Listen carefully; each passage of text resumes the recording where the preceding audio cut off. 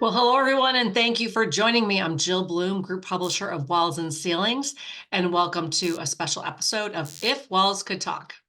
It is an honor to have with me two incredible individuals today. One that is no stranger to the roofing industry, Bill Collins, who is a building products consultant, but also the Director of National Accounts at Servco. And someone who I'm meeting for the first time and honored to have here is Hashi Sudler, who is a professor at Villanova. Thank you, both of you, so much for joining me. Thank you very much. Thanks for having us on. So Hashi, let's start with you. Tell everybody, you're a professor at Villanova, but what's your specialty? What do you focus on? Yes, I'm a professor at Villanova's College of Engineering, in particular the electrical engineering department. I teach in two areas. One is in cybersecurity, where I do cover ethical hacking.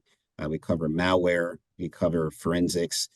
We also cover behavioral analytics in the sense of there's behavior that goes behind an attacker, there's behavior that goes behind a victim. So we want to understand some of those psychological behaviors and motivations of both attackers and victims. I also teach blockchain technology, which also has security related elements to what drives the blockchain technology. That's awesome. And Bill, the reason you're here is everyone has known in the past, you recently have gotten a master's in cybersecurity, correct? Yes, thank you. Hashi is one of my professors. I love it. This is awesome. Well, speaking of cybersecurity, I mean, it's such an important topic right now, and it's something that all business owners, especially contractors, are trying to deal with and figure out. And Hashi, you just mentioned some importance about AI and what's happening with AI when it comes to cybersecurity. Can you tell us more? What does everybody need to know? Absolutely. I think we all have seen the massive waves of AI coming through, and the advances seem to be happening almost on a monthly basis. But what does this mean in terms of uh, actual impacts to businesses? Well, we know that attackers will use various schemes to create phishing attacks, emails that look fairly authentic. They'll also create malware.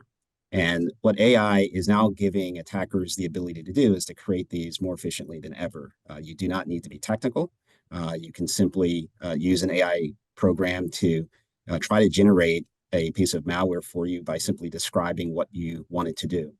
And I think the ease of it is now commoditizing malware. It's making it very easy. So one has to be more careful than ever if you're a business to make sure you have antivirus tools, and also make sure if you're receiving emails, they may look authentic, but you need to make sure it's coming from a source that you know and trust, and that the email itself makes sense, that you have engaged with someone in business, and that email reflects some continuity to the business that you've been doing. If it's out of the blue, if you have no idea where it's coming from, do not click on anything in that email.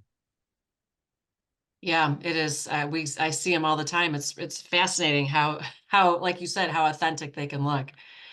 And Bill, you were just mentioning about a report that you just were reading. Yes, yesterday Verizon came out with their annual data breach investigation report, and they said that still the number one way people hack in is by stealing credentials.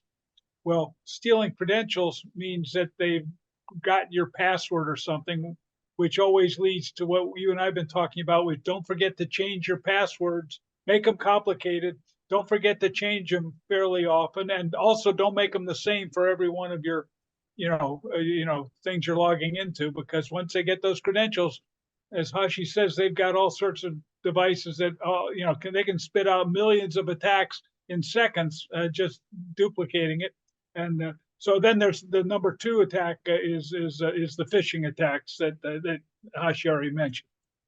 So, Bill, tell me, what are some of the biggest mistakes you've seen contractors have made over the last several years when it Well, the comes biggest to mistake has been a failure to plan ahead for when your business is going to be breached. It's not a matter of if; it's a matter of when. So if you don't have a Mhm. plan in place, you're not going to know how to react, and you have to involve all sorts of pieces of your thinking, to have a plan. The second thing is a failure to update your various programs.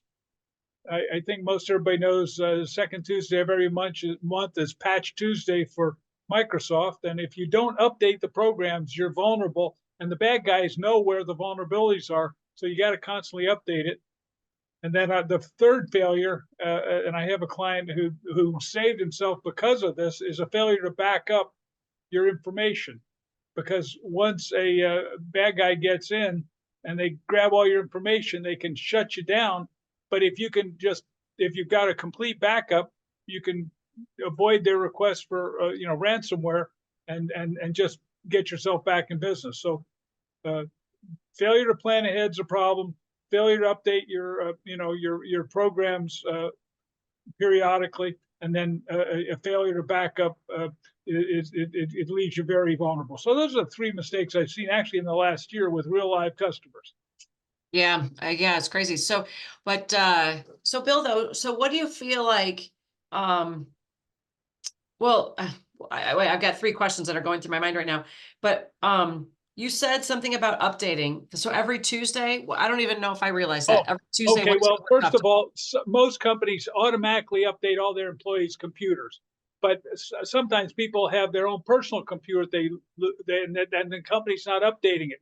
So you can click on your computer and ask in the settings to update what programs need to be updated, and it'll go out and search and update. And it turns out Microsoft, the second Tuesday of every month, has got something called Patch Tuesday. They send out that's when they send out updates. So shortly after Patch Tuesday, you like to grab and see if you need anything, because the bad guys all know that when Microsoft says what they're patching on Patch Tuesday, that people who don't update, they know where all the vulnerabilities are. It's basically been advertised. what do contractors need to know about insurance? Well, their business interruption insurance may or may not cover cyber insurance. So there is separate cyber insurance, although it's very expensive unless you do all sorts of things in your planning that allows the insurer to think you're basically protected. So insurance is not a solution. It's just part of your planning. And it can be very complicated. If you need advice, you need to reach out to somebody who understands that field. I'm always happy to share that with anybody who needs, a reference. I'm not an expert, but I can tell you where the experts are. Okay, well, yeah, which is great because you've brought Hashi into the mix here.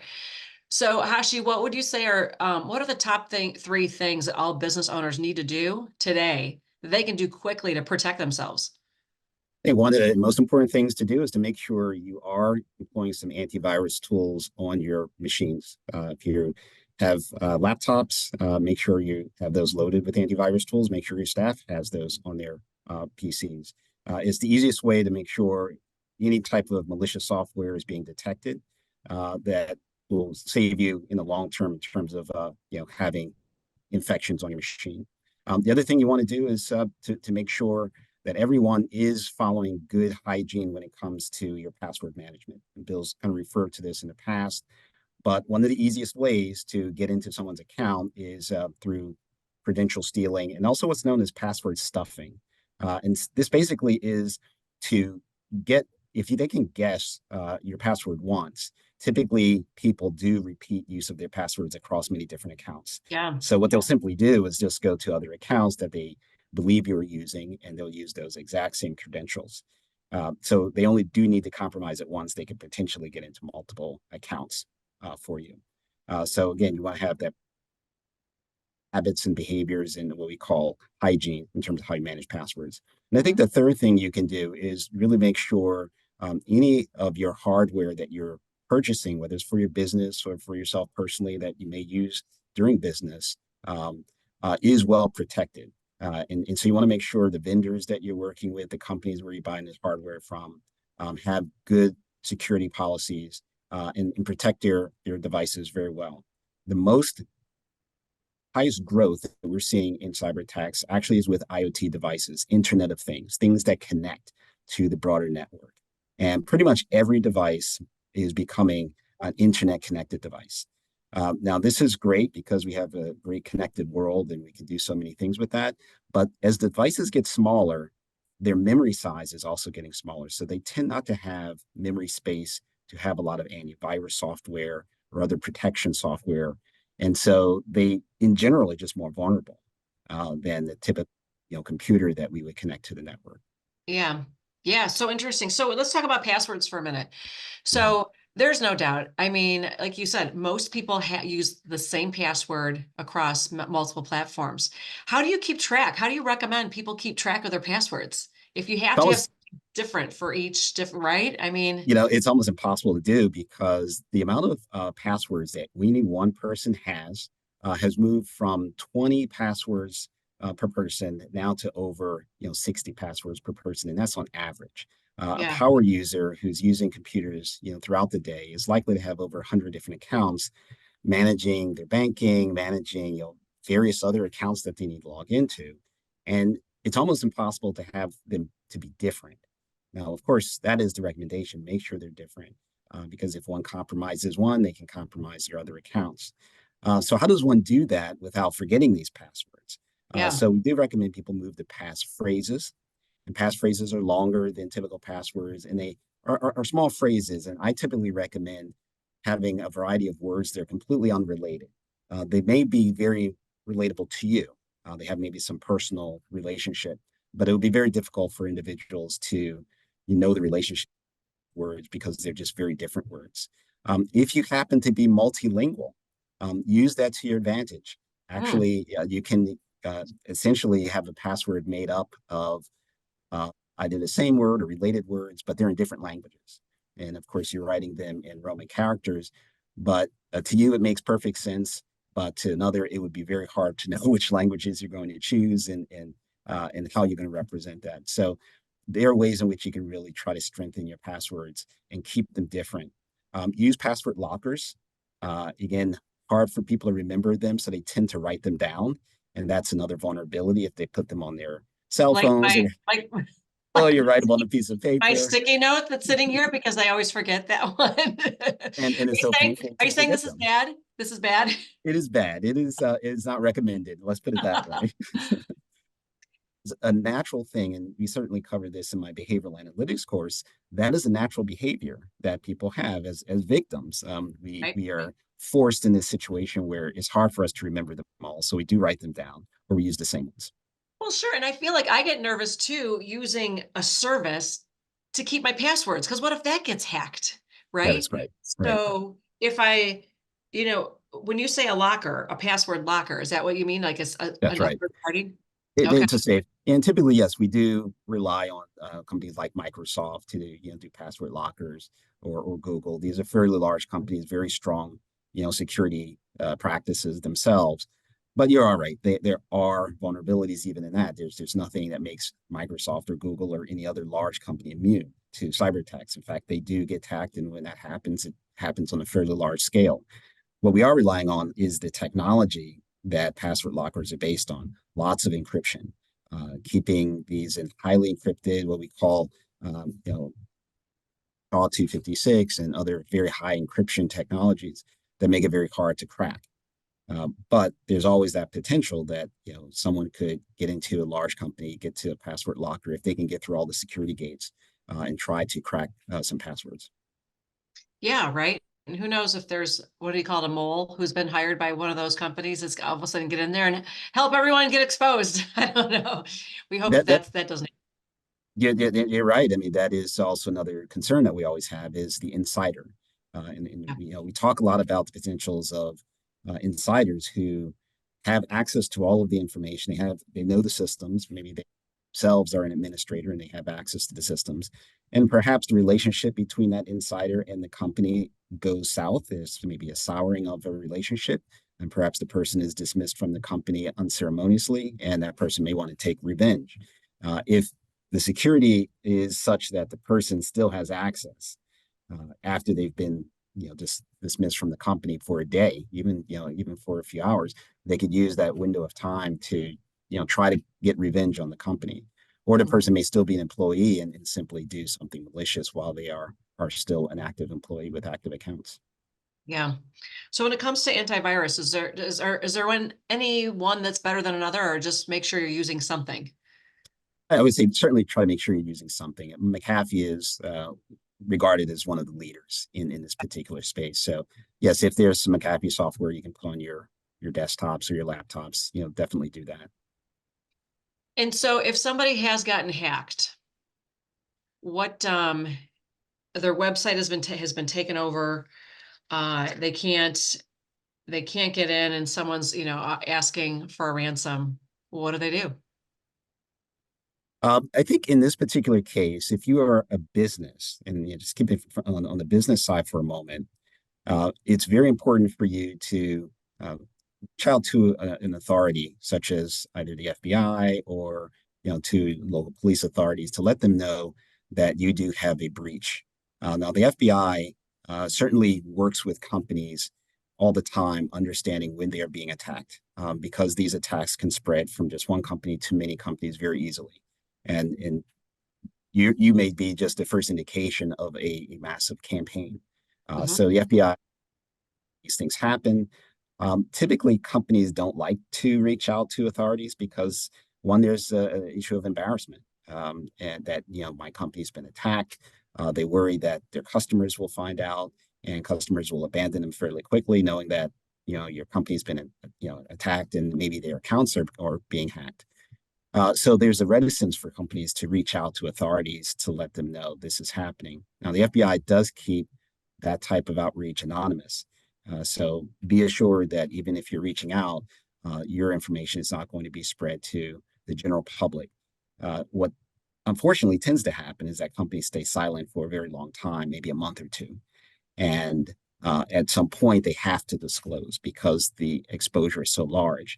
And it's when they media and say this is what happened, people are very upset. Customers are upset. The general public is upset that they waited for 2 months or 3 months to say something.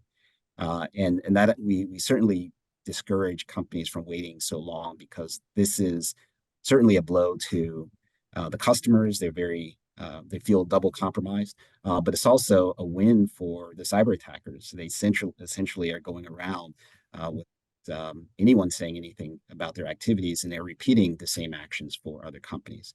So I would say certainly reach out to authorities. If you have a cybersecurity company that you're working with, definitely let them know and get them fully involved. You want to do a forensics as to what happened. And typically in forensics, you want to do what we call a legal hold. So there should be no emails deleted. Everything needs to stay the same, because essentially your environment has become a crime scene. It's a cyber crime scene. And so lawyers will want to know, who sent what, when, and what attachments were in those mails. And so for legal perspective, it's very important that they get a clear understanding of what the current situation is. Yeah, wow, that's deep. Well, Bill, there's no doubt you learned from the best here from Hashi, and you've been helping customers as well through some of these situations. Any other insight you'd like to add? Well, the only other thing is, if you've been hacked, sometimes the hacker will wander around your databases collecting information for weeks or months. You won't even know you've been hacked until that hacker's got everything they want. Then they've got something to offer. I mean, to demand, because they've got all your stuff. So there are programs that track unusual behavior in your computers, so that you're not waiting 200 days to find out that all your information's been grabbed. Yeah, well, really good insight. Well, gentlemen, thank you so much. It is such an honor to have you here, and all the great information to share with all the business owners and contractors that are listening. If anybody has any questions, where's about cybersecurity, where's the first place they should go? I think one of the things they should take a look at is OWASP. There is a website that really contains a lot of the vulnerabilities that are being identified by major companies, and they publish those vulnerabilities. And of course, that lets companies know that if you have a particular software that has a vulnerability, do an upgrade. And they'll also publish the version and patches that you need to upgrade to. So that's definitely something you should take a look at. That's awesome. And Bill, if anybody has any questions for you, how do they reach out to you? Well, they can just call you, right? You have my Okay, information, and I then I'll do. I more than do. happy to. Okay. And for anyone who's a contractor, I do pro bono work. Oh, you're awesome. Yes. So, and if anybody has any questions for us, it is roofingcontractor.com, wconline.com, or roofingsupplypro.com. And while you're there, make sure you sign up for all our free content. Make sure you sign up for our free e-newsletters, follow us on our websites, also follow us on all our social media channels so you can stay up to date on all the great videos and interviews we're doing, like we are today with Hashi and with Bill. But most importantly, stay safe and healthy, and we can't wait to talk to you soon. Thanks again, gentlemen. Thank you very much. Thank you.